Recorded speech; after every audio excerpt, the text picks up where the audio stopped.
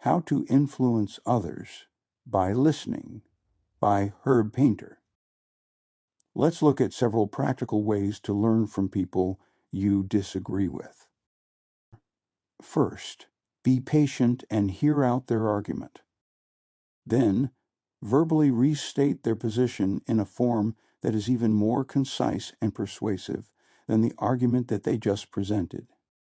This almost always reveals something that you hadn't properly considered, either that they have a genuine point of merit or that you now have a much clearer picture of exactly where and why they are wrong.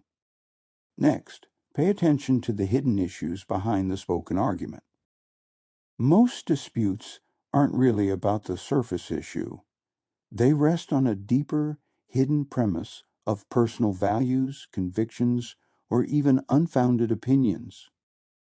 You usually find the real issue one or two steps upstream from the one being presented, and once you identify it, you will get to the source of the problem. Then, be patient and give them ample time to explain their position. Most people will inadvertently reveal their weaknesses and emotionally exhaust themselves when given enough rope. Your job is to hand them the rope, politely and quietly, and allow them to use it. Don't respond to every point made, shut up, and let them go uninterrupted. Nod, say, got it, interesting, or tell me more. Here's why this strategy wins.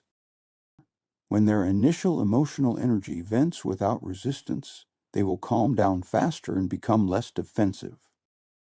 People often repeat themselves, contradict earlier points, or even slide into weaker, more extreme versions of their argument when they are not being challenged.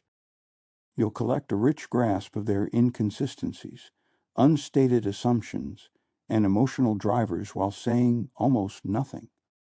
When you finally respond, your counter should be surgically precise instead of reactive. The result? They feel heard while you've quietly built a stronger case against their arguments.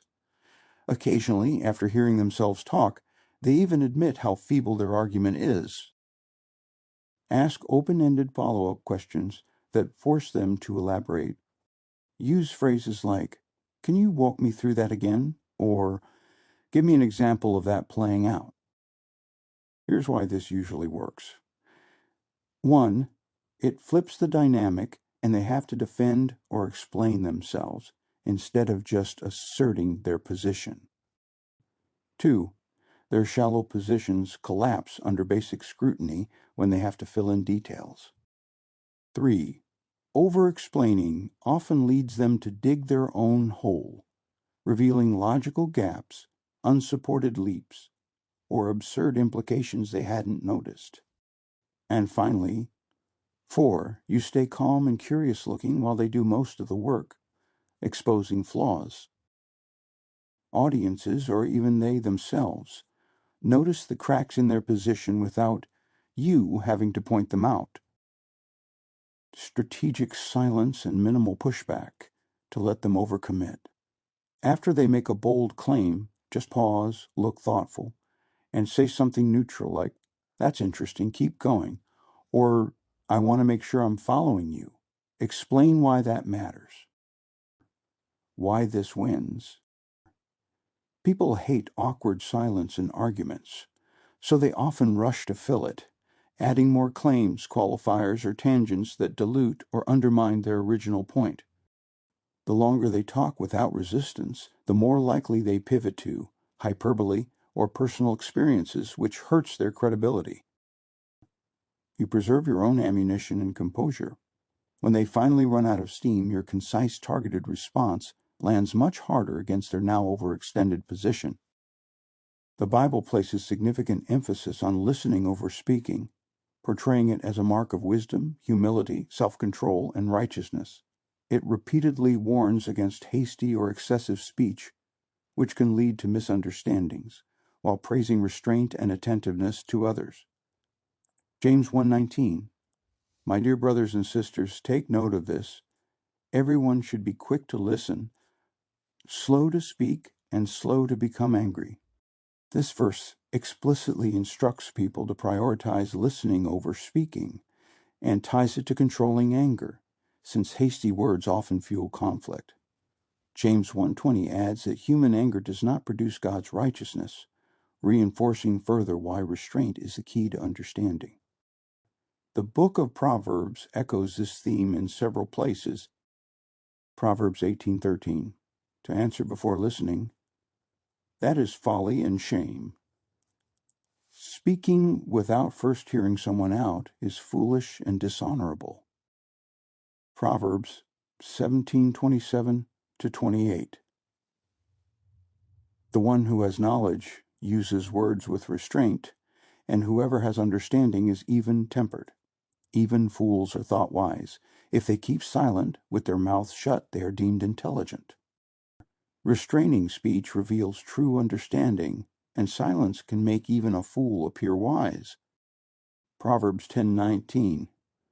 When words are many, sin is not absent, but he who holds his tongue is wise. More talking increases the chance of misunderstanding, while real wisdom is displayed in restraint. Proverbs 18:2. Fools find no pleasure in understanding, but delight in airing their own opinions. Proverbs 2:9-20. Someone hasty in words has less hope than a fool. And finally, Ecclesiastes 5:2. Do not be quick with your mouth. Let your words be few. Overall, Scripture teaches that listening demonstrates humility, leads to wisdom, and builds better relationships. In contrast, excessive or quick speech often stems from pride or folly and can damage others and ourselves. If you digest these passages and use these suggestions, your debates will never look like shouting matches. Your opponent will talk themselves into a weaker spot, while you will appear reasonable, patient, and in control.